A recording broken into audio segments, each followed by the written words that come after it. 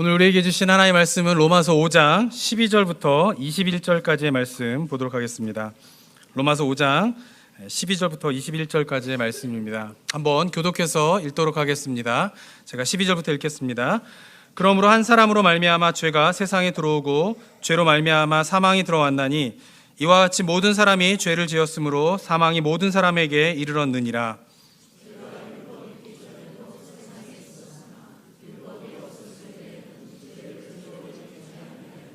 그런 아담으로부터 모세까지 아담의 범죄와 같은 죄를 짓지 아니한 자들까지도 사망이 왕노릇하였나니 아담은 오실자의 모형이라.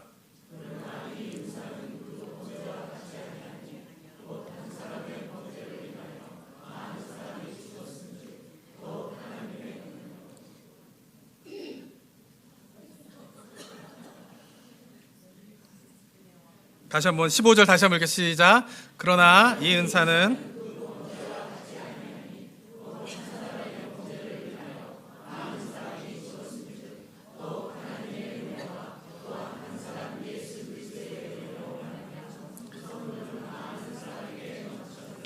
또 이 선물은 범죄한 한 사람으로 말미암은 것과 같이 아니하니 심판은 한 사람으로 말미암아 정죄에 이르렀으나 은사는 많은 범죄로 말미암아 의롭다 하심의 이름이니라.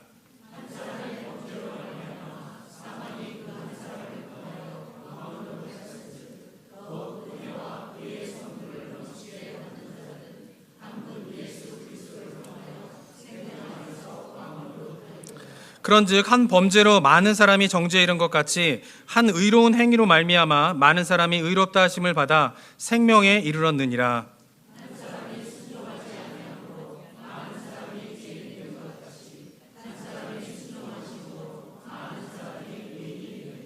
율법이 들어온 것은 범죄를 더하게 하려 함이라. 그러나 죄가 더한 곳에 은혜가 더욱 넘쳤나니 이는 죄가 사망 안에서 왕노릇한 것 같이 은혜도 또한 의로 말미암아 왕노릇하여 우리 주 예수 그리스도로 말미암아 영생에 이르게 하려 함이라. 아멘.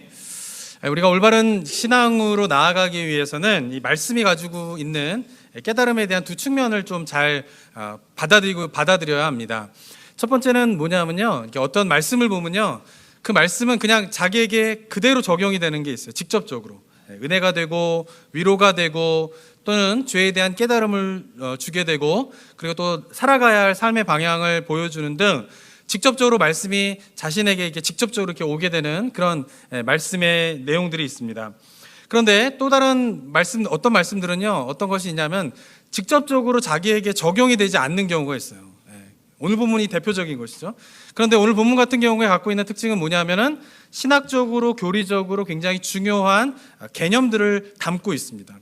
근데 보통 요즘에 성도님들을 보면은 말씀을 볼 때 어디에 더 이제 관심을 갖냐 하면은 직접적으로 자기에게 적용이 되는 말씀이죠.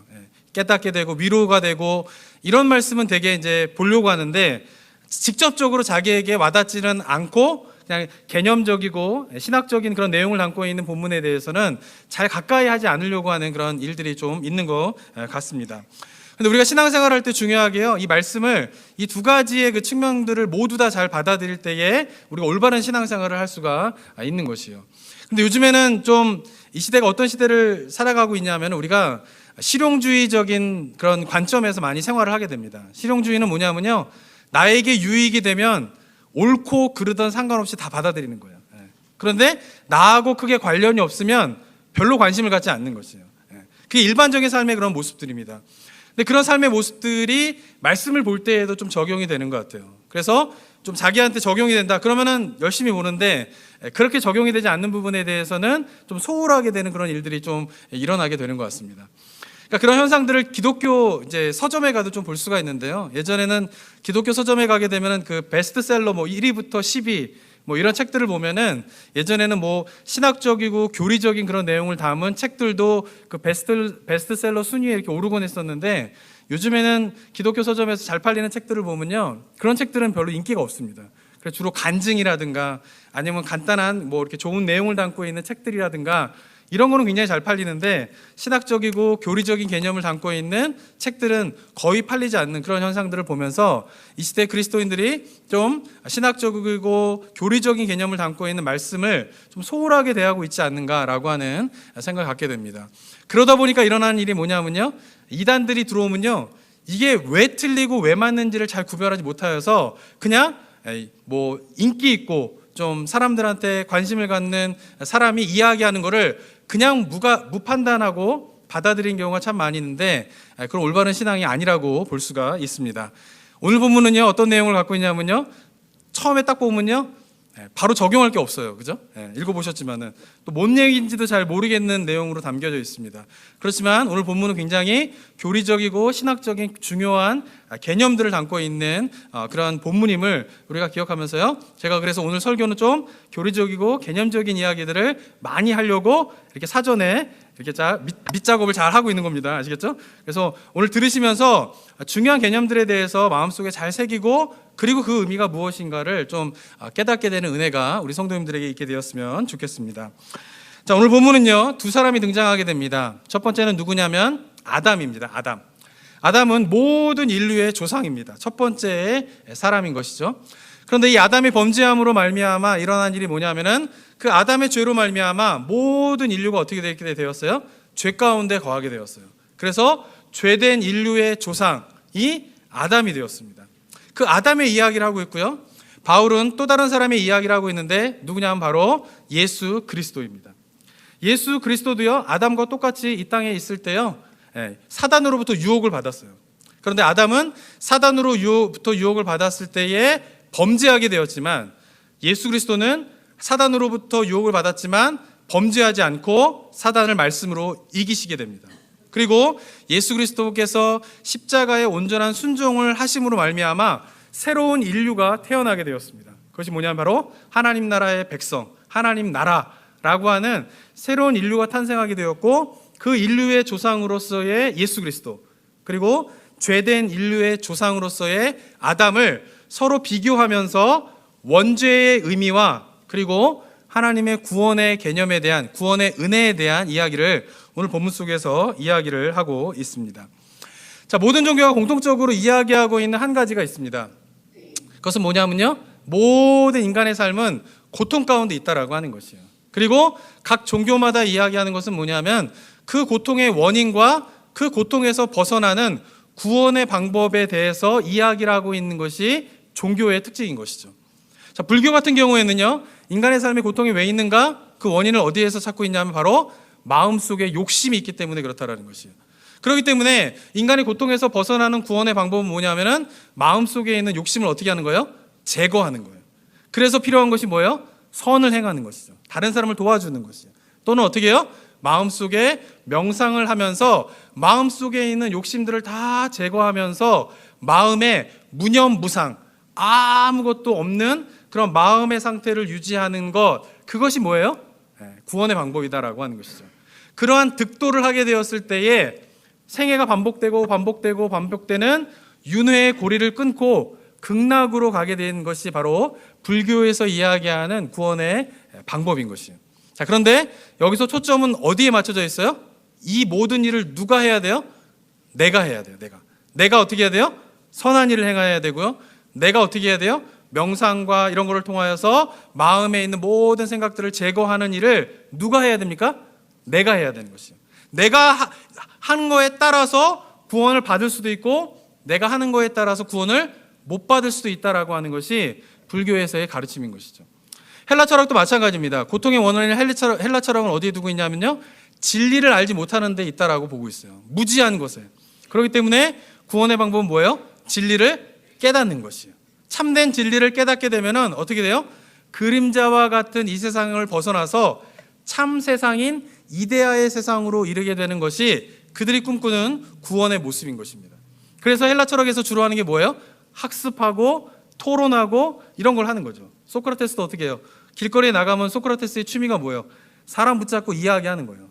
막 질문하고 토론하다 보면은 상대방이 진리를 깨닫도록 하는 것이 소크라테스가 하게 되는 교육의 방법이 아니었습니까?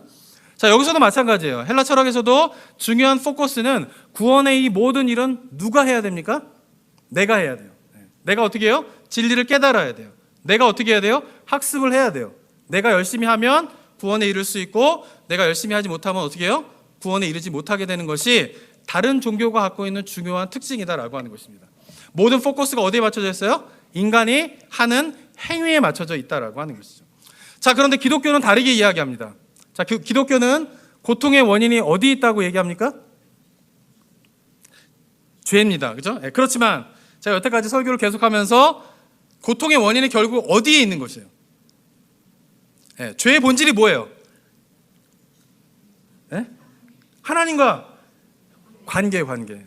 한 주 쉬면 안 돼요. 이래서 제가 네? 네. 제가 얘기하지만 죄라고 하는 거는요, 다른 종교에서 이야기하는 죄의 개념이 있고 성경에서 이야기하고 있는 죄의 개념이 있다라는 것이에요. 이거를 구별할 수 있어야 돼요. 제가 자꾸 다른 종교의 이야기를 하는 이유가 뭐냐면은 성경에서 이야기하고 있는 구원, 성경에서 이야기하고 있는 죄, 성경에서 이야기하고 있는 기도, 성경에서 이야기하고 있는 이적, 이런 모든 것들이 다른 종교에서 이야기하는 것과 비슷하지만 결정적으로 다른 부분들이 있어요. 그거를 잘 파악하지 못하면 내가 믿고 있는 신앙의 개념이 성경에서 이야기하고 있는 개념이 아닌 다른 종교에서 이야기하고 있는 개념을 마치 기독교적인 생각인 것처럼, 성경적인 생각인 것처럼 착각하면서 신앙생활하는 경우가 많이 있다라고 하는 것이죠. 죄의 본질은 뭡니까? 어디에 문제가 생긴 거예요? 하나님과의 관계에 문제가 생긴 것이에요.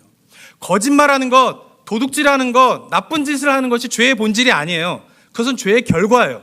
죄의 본질은 뭡니까? 하나님과 인간과의 관계에 뭐가 생긴 거예요? 문제가 생긴 것이죠. 그것이 뭐예요? 죄의 본질이다라고 하는 것입니다. 자, 그렇기 때문에 그 죄의 본질인 하나님과의 관계에 문제가 생긴 것이 우리 삶의 고통의 원인인데, 그 고통의 원인에서 벗어나기 위해서 해야 할 일은 뭘까요? 하나님과의 관계가 어떻게 돼요? 회복되어야 하는 것이죠. 자, 그런데 하나님과의 관계가 회복되기 위해서 우리가 할 수 있는 일은 성경에서 뭐라고 이야기합니까? 아무것도 없다는 거예요. 왜? 우리가 죄인으로 태어났는데 우리가 우리의 죄의 문제를 해결할 수 없어요. 하나님께 죄된 모습으로 나아갈 수가 없어요. 우리가 할 수 있는 것은, 하나님과의 관계 회복을 위해서 할 수 있는 것은 아무것도 없다라는 것이죠. 그래서 어떻게 해요? 예수 그리스도가 이 땅에 오셔서 대신 우리의 죄를 위하여 죽으심으로 하나님께서 그 예수 그리스도를 믿는 자들을 어떻게 인정해 주십니까? 어떻게 인정해 주세요? 자녀 말고, 여태까지 로마서에서 나오고 있는 용어에 따르면 어떻게 인정해 주세요? 우리가 뭘 받아요? 의롭다함을 받는 거예요. 의롭다함을. 네. 잘 따라오고 계시는 거죠? 네. 이걸 바로바로 나오셔야 돼요. 하나님이 예수 그리스도의 십자가의 죽으심으로 예수 그리스도의 십자가를 믿으면 첫 번째 단계가 뭐예요? 하나님 우리를 어떻게 인정해 주세요? 의롭다 인정해 주신 거예요. 왜 의롭다 인정해 주세요? 의롭다 인정을 받아야 어떻게 할 수 있는 거예요? 하나님을 만날 수 있는 거예요. 관계가 회복될 수가 있는 거예요. 그리고 그 관계가 회복되어진 가운데에, 그 관계 가운데 머무르게 되면 어떻게 돼요? 우리가 갖고 있는 죄의 문제가 해결되면서 우리가 고통의 문제에서, 죄로 인한 고통의 문제에서 벗어날 수 있게 된다라고 하는 것이죠. 핵심은 뭡니까? 포커스가 어디에 맞춰져 있어야 돼요? 구원의 포커스가 성경에서는 내가 아니라 어디에 맞춰져 있어야 돼요? 하나님에게 맞춰져 있다는 거예요. 하나님이 행하셔야지만이 내가 뭐 할 수 있는 거예요? 구원받을 수 있는 거예요. 내가 그 구원의 과정에서 할 수 있는 것은 아무것도 없다라고 하는 것이죠. 그렇기 때문에 다른 종교와 기독교가 갖고 있는 결정적인 차이는 뭐냐면요, 결국은요, 자기의 의를 추구하느냐 아니면 뭐예요? 하나님의 의를 추구하느냐의 차이라는 것이에요. 다른 종교에서는 다 무엇을 추구합니까? 자기의, 인간의 의. 내가 무엇을 했느냐, 내가 할 수 있는 것이 뭐냐, 내가 그것으로 인해서 얻을 수 있는 것이 뭐냐, 다 어디에 포커스가 맞춰져 있는 거예요? 자기의 의를 추구하는 데 있는 것이에요. 그런데 성경은 어떻게 합니까? 자기의 의를 추구하는 것이 아니라 뭐를 추구해야 되는 거예요? 하나님의 의를 추구해야 된다라고 하는 것이 성경의 중요한 가르침입니다. 자, 오늘 설교의 핵심 뭐예요? 자기의 의를 추구하느냐, 하나님의 의를 추구하느냐의 이 문제를 우리가 오늘 생각해 보고자 하는 것입니다. 자, 그런데 다른 종교가 하나님의 의가 아닌 자기의 의를 추구하게 되는 또 하나의 이유가 있는데, 그것은 무엇이냐면 인간을 어떻게 바라보느냐의 차이가 있어요. 동양 철학을 비롯한 서양 철학에서는요, 많은 부분에서 이야기하는 게 뭐냐면요, 인간은 본질적으로 어떻다라는 거예요? 선하다라는 거예요. 태어날 때부터 어떻게 해요? 선한 존재로 태어났다라는 거예요. 근데 문제가 되는 건 뭐냐면 여러 환경에 의해서 어떻게 해요? 인간이 어떻게 해요? 타락하고 잘못되고 죄를 저지르고 악한 일을 행하게 되었다라고 하는 것이죠. 그렇기 때문에 해야 할 일은 뭐냐면은 인간의 본래 태어날 때의 그 선한 상태로 돌아가기 위해서 인간을 그렇게 악하게 만든 그 모든 환경들을 어떻게 해요? 제거해 주면 어떻게 되는 거예요? 인간은 어떻게 돼요? 선하게 된다라는 것이죠. 그래서 뭐 하는 거예요? 배우고 진리를 깨닫고 선을 행하고 명상도 하고 묵상도 하고 이런 여러 가지 일들을 하면서 인간을 겪고 악하게 만든 그 환경들을 다 제거해 버리는 거를 누가 하는 거예요? 내가 하는 거예요. 내가. 그리고 뭐예요? 그래서 그 본질적인 선한 모습으로 돌아가고자 하는 것이 다른 종교에 갖고 있는 특징이다라고 하는 것이죠. 그런데 이러한 개념이요, 인간이 본질적으로 선하다라고 하는 개념은요, 계몽주의 이후에 현대 사상 속에서 우리의 삶의 주변에서 저 밑바닥에 깔려 있는 인간에 대한 생각이에요. 우리가 살고 있는 모든 세계 속에서는요, 인간은 본래적으로 어떻다라고 생각해요? 선하다라는 거예요. 그래서 인간에게 마음껏 자율권을 줘야 된다는 거죠. 그것을 판단할 수 있는 모든 능력이 인간에게 있다라는 거예요. 그래서 마음껏 어떻게 해요? 자율권을 주자라는 거예요. 인간이 스스로가 판단할 수 있으니까. 왜? 인간은 본래 뭐 하기 때문에? 선한 존재이기 때문에 그렇다는 것이죠. 그러나 성경은 전혀 다른 이야기를 하고 있습니다. 성경은 어떻게 이야기하고 있습니까? 인간은 본질적으로 어떻다라는 거예요? 악하다라는 거예요. 태어날 때부터 어떻다라는 거예요? 죄인이라는 것이에요. 응애 아기가 태어났는데 그 아기가 어떻다라는 거예요? 죄인이라는 거예요. 죄인이라는 거예요. 이 이야기를 들으면 어떠세요? 두 가지 이야기 중에 마음에 좀 와닿는 이야기는 뭐예요? 태어날 때는 선했는데 살다 보니까 악하게 되었다. 이 말에 더 마음이 끌리세요? 아니면은 우리 박 목사님 금요일날 아기 태어났는데 저도 어제 아기 보러 갔는데 그 아무것도 모를 것 같은 그 천진난만하게 웃는 애가 있는데 성경은 뭐라고 이야기하고 있어요? 그 애도 어떻다라는 거예요? 악하다라는 거예요. 죄인이라는 거예요. 두 개의 가르침 중에 뭐가 더 매력적이세요? 그죠? 마음속에 그런 생각들이 많이 드는 거예요. 근데 기억하셔야 될 거는 인간은 본질적으로 선하다라고 하는 거를 보게 되면, 인간은 본질적으로 악하다라고 하는 것을 보지 못하면 우리가 보지 못하는 게 있어요. 그것은 뭐냐면 하나님의 은혜를 보지 못해요. 왜 다른 종교에서 열심히 자기의 노력으로 구원 얻으려고 합니까? 인간은 본질적으로 선하다라고 하는 생각 속에서 인간이 갖고 있는 그 선한 것들을 방해하는 것들을 스스로 제거하려고 하는 노력이 끊임없이 일어나게 되는 것이죠. 자기의 의를 추구하게 되는 것이에요. 그러나 성경은 왜 인간은 본질적으로 악하다라고 이야기합니까? 악한 존재로 태어났기 때문에 그 인간은 환경이 달라진다고 달라지는 게 아니라는 거예요. 인간의 환경이 달라지면 인간이 달라지는 게 아니라는 거예요. 인간은 본질적으로 어떻다라는 거예요? 악하다라는 거예요. 이게 깨달아져야지 그제서야 비로소 바라보는 게 있어요. 그게 무엇일까요? 바로 하나님의 은혜예요. 내가 할 수 있는 것이 아무것도 없구나. 내가 죄인인데 이 죄의 모습에서 벗어날 방법이 나에게는 아무것도 없구나 라고 하는 것을 깨달아야지만이 누구를 바라보게 돼 있어요? 하나님의 은혜를 바라보게 된다라고 하는 것입니다. 그래서 우리가 내가 얼마나 심각한 죄인인가를 깨닫는 것은 너무나 중요하다라고 하는 것이죠.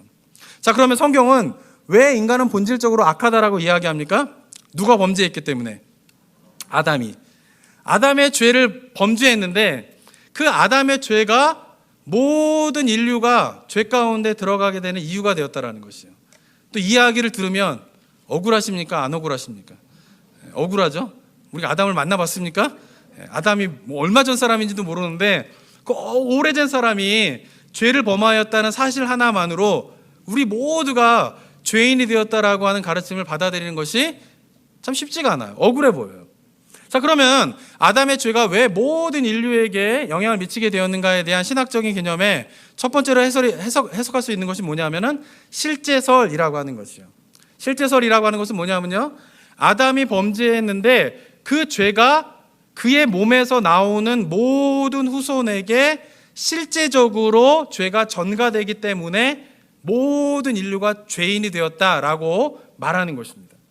자, 그런데 문제는 뭐냐면요, 이 실제설이 갖고 있는 문제는 뭐냐면요, 아담의 죄를 지은 것이 그 다음 후손인 셋에게 전해지게 돼요.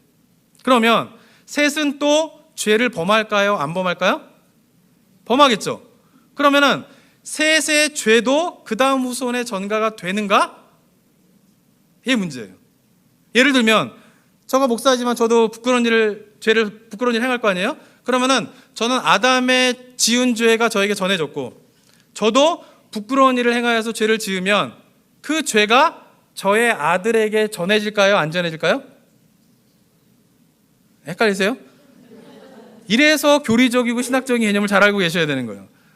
저가 지은 죄가 저의 아들에게 전가가 됩니까? 안 됩니까? 안 돼요. 이걸 잘 알고 계셔야 돼요. 그러니까 우리나라에 예전에 몇 년 전에 뭐 가게에 흐르는 저주를 끊어라 뭐 이런 얘기 있었어요. 이런 책들, 이런 막 교회의 그런 가르침들이 있었어요. 그런 이야기가 딱 나오면 성경적으로 볼 때 그게 맞는지 틀린지를 분별하실 수 있어야 돼요. 가게에 흐르는 저주를 끊어라. 맞는 이야기야, 안 맞는 이야기야? 안 맞는 이야기란 말이에요. 성경은요, 제가 지은 죄가 저의 아들에게 전가된다고 이야기하고 있지 않아요. 무슨 말인지 알으셨어요? 이런 거를 성경 속에서 이야기하고 있면서 그런 이야기들이 돌리면 유행하더라도 그건 틀린 이야기야, 잘못된 이야기야 라고 생각하실 수 있어야 된다는 거예요. 그런데 그게 한동안 한국교회를 얼마나 휩쓸었는지 몰라요. 전형적인 샤머니즘적인 생각이 교회와 기독교에 들어온 가르침이다라고 하는 것이에요. 자, 그렇다면 왜 아담의 죄는 전가가 되면서 내가 지은 죄, 그 이후의 후손들이 지은 죄는 전가되지 않느냐라고 하는 의문이 생기게 된다라고 하는 것이죠. 거기에 대해서 대답할 수 있는 것이 뭐냐면 바로 언약설, 대표설이라고 하는 것이에요. 이 말은 무슨 말이냐면요, 아담을 하나님께서 지으실 때에 아담과 언약을 맺으세요. 그런데 하나님과 아담이 언약을 맺은 거는 아담 개인과 언약을 맺은 것이 아니라 아담 이후에 모든 인류가 형성될 건데 그 인류의 대표자로서 아담과 언약을 맺으셨다라고 하는 것이에요. 그 말은 무슨 말이냐면 아담이 하나님의 계명을 어기고 언약을 어기고 선악과를 따먹는 죄를 범하게 되었을 때에 그것은 아담 개인이 지은 죄가 아니라 어떻게 해요? 모든 인류의 대표자로서 지은 죄인 것이고 그 대표자가 지은 죄이기 때문에 그의 모든 대표자로서 속해 있는 모든 사람들에게 영향을 받게 된다라고 하는 것이에요. 쉽게 말하면 이렇게 이야기할 수 있어요. 어제도 보니까 한국에서 트럼프 대통령하고 이제 뭐 김정은 위원장하고 문재인 대통령 이렇게 만나는 그런 일들이 어제 있었던 것 같은데요. 예를 들면 트럼프 대통령하고 우리나라의 대통령이 문재인 대통령이 서로 나라 간의 조약을 맺은다고 한번 생각해 보세요. 그럼 그 조약을 맺을 때에 온 국민이 다 서명을 해가지고 조약을 맺습니까? 아니죠? 전체 어려운 질문들이지 않죠? 어떻게 나라 간의 서명을 맺을 때 어떻게 서명을 맺어요? 트럼프 대통령이 사인 한번 하면 어떻게 해요? 되는 거예요. 문재인 대통령이 어떻게 해요? 사인 한번 하면 되는 거예요. 그러면 그 사람들은 개인이 맺은 언약이 아니라 대표자로서 사인했기 때문에 그렇게 맺은 조약은 미국의 대표자인 트럼프 대통령이 있는 그 미국에 있는 모든 국민에게 영향을 미칩니까? 안 미칩니까? 미치게 되는 거죠. 대표자로 문재인 대통령으로 세워져 있는 그 사람이 맺은 언약은 거기에 속한 대한민국의 모든 국민들이 영향을 미치게 됩니까? 안 미치게 됩니까? 미치게 되는 것이요. 그러니까 아담도 마찬가지라는 거예요. 대표자로서 그가 범죄한 것이 그가 모든 사람들에게 영향을 미치는 그러한 죄가 되었다라고 하는 아담이 갖고 있는 그 대표성에 대한 이유를 이야기하고 있다라고 하는 것이죠. 자, 이렇게 신학적으로 좀 이야기를 설명한다라고 해도 이해는 되지만 심정적으로는 억울한 마음이 드십니까? 안 드십니까? 들죠, 그죠? 아무리 그렇다 손 치더라도 내가 아담이 지은 죄로 인하여서 내가 이렇게 우리가 고통 가운데 살아가고 있는 것이 억울하죠. 자, 그러나 그것이 억울하지 않는 이유가 오늘 본문에서 이야기를 하고 있습니다.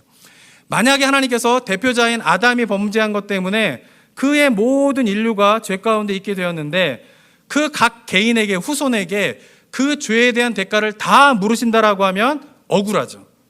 그런데 오늘 본문에서 어떻게 이야기하고 있습니까? 각 사람에게 아담이 지은 죄에 대한 모든 대가를 묻지 아니하시고 인류의 죄에 대한 대가를 오직 누구에만 물으시는 거예요?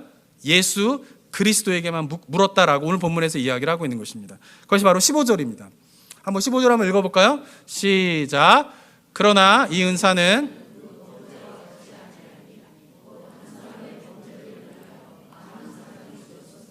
더욱 하나님의 은혜와 또한 한 사람 예수 그리스도의 은혜로 말미암은 선물은 많은 사람에게 넘쳤느니라. 오늘 본문의 핵심은 뭐냐면요, 한 사람 아담으로 말미암아 모든 인류의 죄가 들어온 것처럼 하나님의 구원의 방법은 뭐예요? 각 사람에게 그 죄를 묻지 아니하시고 한 사람 예수 그리스도를 통하여서 어떻게 해요? 그 모든 죄의 대가를 지불하게 하심으로 구원에 이르게 하셨다라고 하는 것이죠. 만약에 예수 그리스도를 통하지 않고 우리에게 묻는다라고 하면 아담이 지은 죄 때문에 우리가 죄 가운데 있는 것이 억울하죠. 그런데 하나님은 어떻게 하셨어요? 한 사람의 범죄함으로 말미암아 죄악에 이른 것처럼 한 사람으로 말미암아 우리를 어떻게 해요? 구원에 이르는 길을 열어주셨다라고 하는 것입니다. 이 사실을 깨닫는다라고 하면 아담이 범죄한 사실로 말미암아 우리가 억울하다라고 하는 생각을 안 가지게 되죠. 하나님은 어떻게 해요? 공평하신 분이에요. 그래서 어떻게 해요? 예수 그리스도 한 사람을 통하여서 우리의 모든 죄가 해결할 수 있는 그러한 길을 열어 놓으셨다라고 하는 것입니다. 자, 중요한 것은 뭐냐면요, 우리가 본질적으로 죄인이냐 아니냐를 깨닫는 것이 우리가 자기의 의를 추구하느냐 하나님의 의를 추구하느냐를 가르게 된다라고 하는 이 사실을 깨달아야 된다라고 하는 것이죠. 사랑하는 성도 여러분, 기독교의 정신은 뭡니까? 구원의 핵심은 뭐예요? 자기의 의를 추구하는 것이 아니라 무엇을 추구하는 거예요? 하나님의 의를 추구하는 것이에요. 그런데 다른 종교에서 자기의 의를 추구하고 있는 이러한 모습들이 다른 종교에서만 일어나는 것이 아니라 기독교 안에서도 일어나게 되는 일들이 일어나게 되었다라고 하는 것을 오늘 본문 속에서 또 이야기를 하고 있습니다. 한번 13절 한번 읽어보겠습니다. 시작. 죄가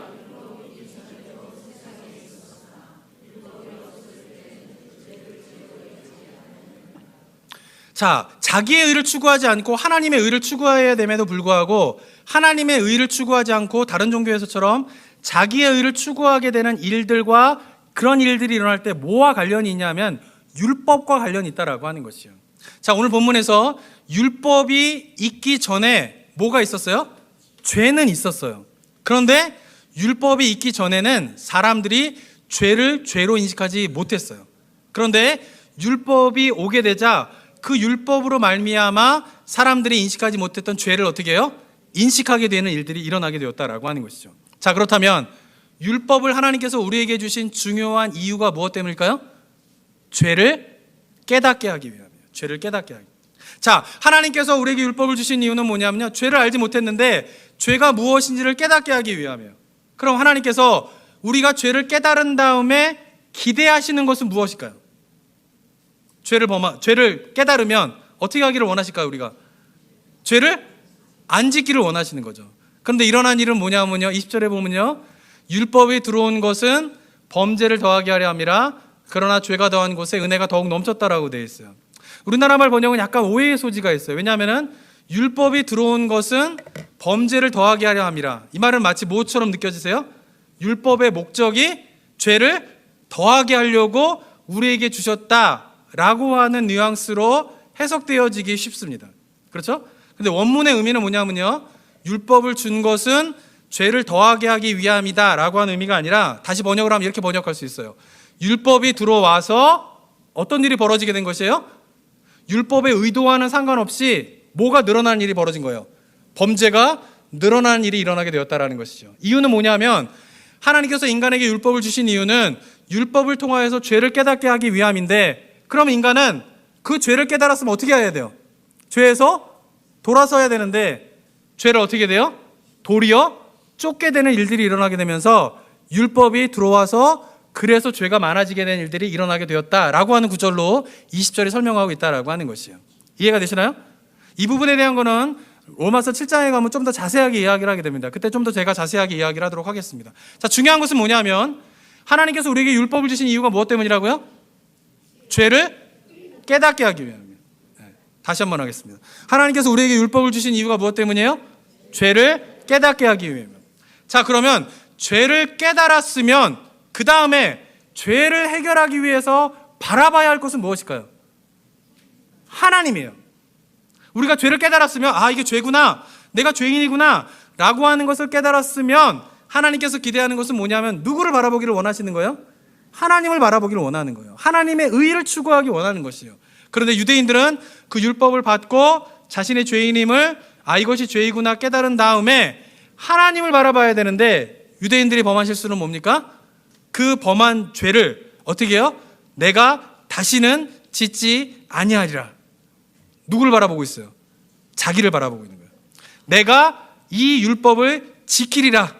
누구를 바라보고 있어요? 자기를 바라보고 있는 것이에요. 내가 결탄코 범죄하지 않으리라. 누구를 바라보고 있어요? 자신을 바라보고 있다라고 하는 것이죠. 다른 종교에서 자기의 노력과 자기의 의를 추구하면서 구원에 이르려고 하는 그 일들이 유대인들에게 율법이 주어지게 되면서 똑같이 일어나게 되었다라고 하는 것이에요. 자, 그런데 이것이 유대인들에게만 일어나는 일입니까? 아니에요. 그리스도인들이 예수 그리스도의 복음을 받아들였음에도 불구하고 그 율법을 통하여서 자신이 죄인이고 이것이 죄이구나라고 하는 것을 깨닫게 되었은 다음에 우리가 반드시 바라봐야 할 것은 무엇일까요? 하나님을 바라봐야 돼요. 그런데 우리의 죄성이 뭐냐면요, 그 하나님을 바라보지 아니하고 깨닫게 된 죄, 내가 죄인이구나 라고 한 다음에 어떻게 해요? 나를 바라보게 돼 있어요. 그래서 어떻게 해요? 죄를 합리화해요. 이 정도는 뭐 괜찮은 거 아니야? 죄를 범하면 어떻게 돼 우리? 이 정도는 괜찮은 거지. 합리화를 하게 됩니다. 아니면 이왕 버린 몸, 어떻게 해요? 한번 죄 짓나 10번 죄 짓나 뭐 차이 있어? 그러면서 죄를 더 많이 짓게 되는 일을 하든지, 아니면 유대인들과 똑같이 내가 다시는 하나님 앞에서 이 부끄러운 일을 행하지 않으리라. 굉장히 좋은 말인 것 같지만 그 본질 속에서는 누구를 바라보고 있는 것이에요? 자기를 바라보고 있는 거예요. 내가 결단코 내 안에서 어떻게 해요? 이 선을 행하리라, 이 율법을 지키리라 라고 하는 것들이 우리 그리스도인의 생활 속에서 일어나게 되면서 우리가 무엇을 추구하게 되는 신앙에서 벗어나지 못하게 되는 일들이 일어나고 있어요? 자기의 의를 추구하는 것이죠. 내가 무엇을 가졌는지, 내가 무슨 능력이 있는지, 그리고 내가 한 것을 사람들은 나를 어떻게 생각하는지에 대한 그런 자기의 의를 추구하는 그 모습이 여전히 그리스도인의 삶 가운데도 있다라고 하는 것입니다. 그러나 사랑하는 성도 여러분, 우리가 바라봐야 할 것이 무엇입니까? 우리가 죄인임을 철저히 깨달으면 깨달을수록 바라볼 게 뭘까요? 하나님밖에 없어요. 왜? 내가 그 문제를 해결할 수 없다라고 하는 생각을 갖고 있기 때문에 그래요. 당연한 것 같지만요, 이게 당연하지가 않아요. 만약에 여러분 삶들 가운데 하나님을 매일 구하고 있지 않다라고 하면 그 반증은 뭐냐면요, 자기를 의지하고 있는 것이에요. 나는 나를 의지하지 않아. 나 같은 놈이 뭐 내가 가진 것도 없는데 뭘 나를 의지해. 그렇게 생각할 수도 있겠지만, 만약에 그렇게 생각하면서도 여전히 하나님을 바라보고 하나님을 구하고 하나님 앞에 나아가지 않는다라고 하면 그 말은 무슨 말이냐면 그것은 누구를 의지하고 있는 거예요? 나를 의지하고 있다라고 하는 반증인 것이에요. 사랑하는 성도 여러분, 우리가 하나님을 기쁠 때나 슬플 때나 언제든지 하나님을 바라보는 것이 그리스도의 복음의 중요한 핵심임을 깨닫는 저와 여러분이 되기를 소망합니다.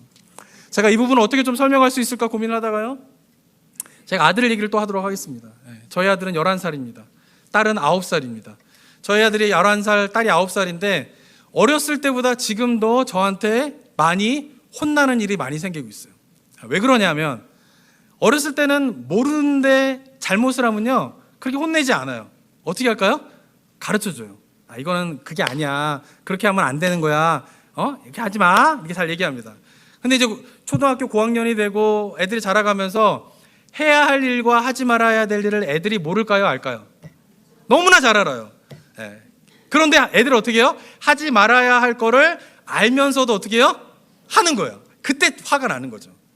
그럼 저는 목사니까 제가 어떻게 해야 됩니까?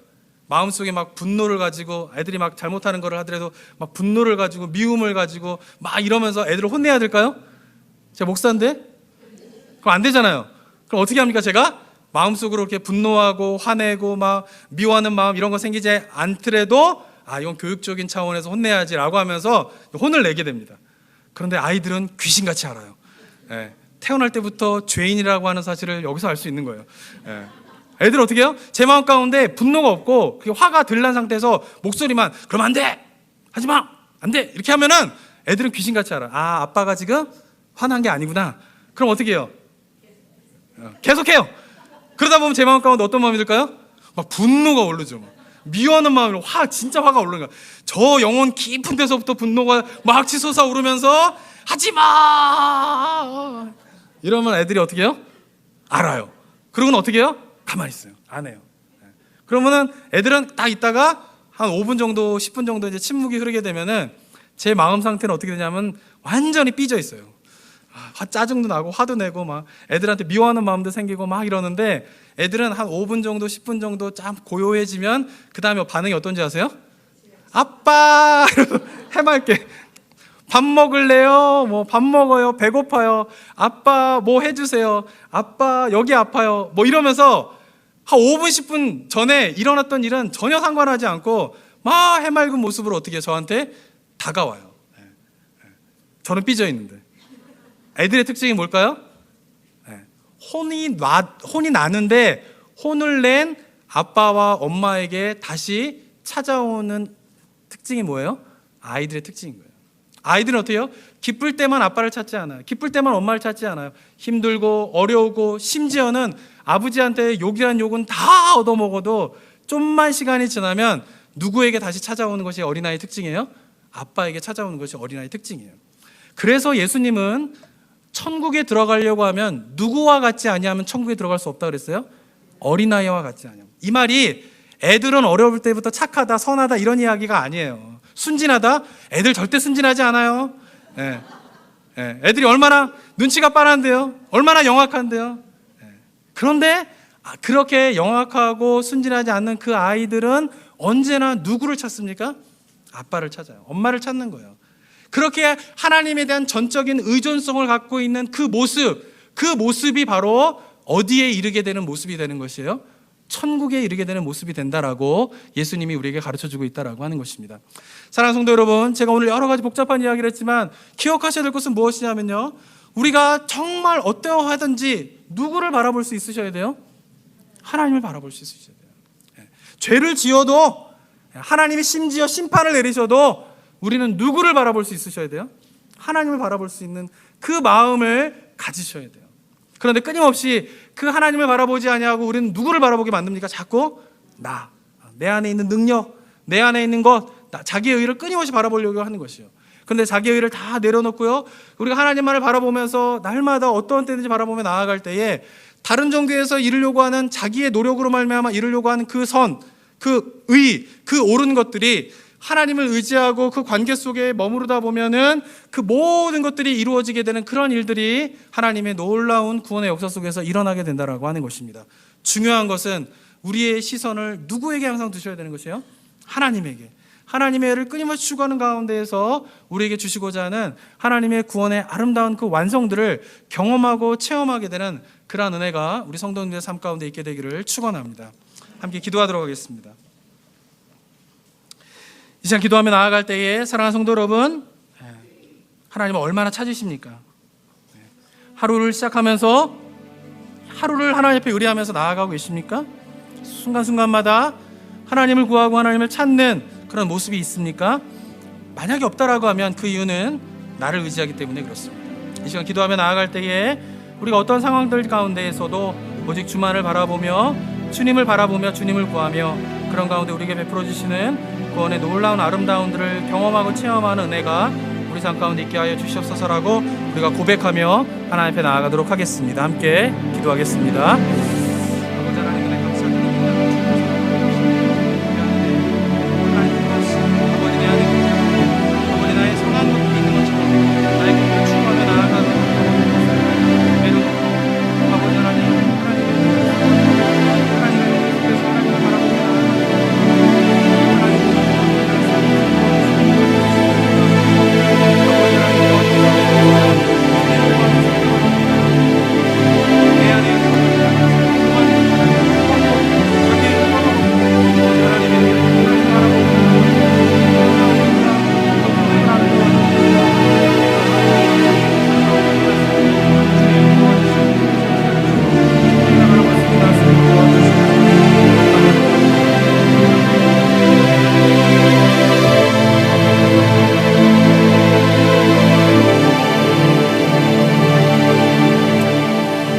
사랑과 은혜가 충만하신 하나님 아버지, 우리를 위하여서 십자가에 못 박혀 죽으심으로 하나님과의 만남을 허락하시고 하나님 관계 가운데 들어가게 하신 하나님의 그 은혜, 우리가 마음껏 누리며 살아가는 우리 모두가 될 수 있도록 인도하여 주시옵소서.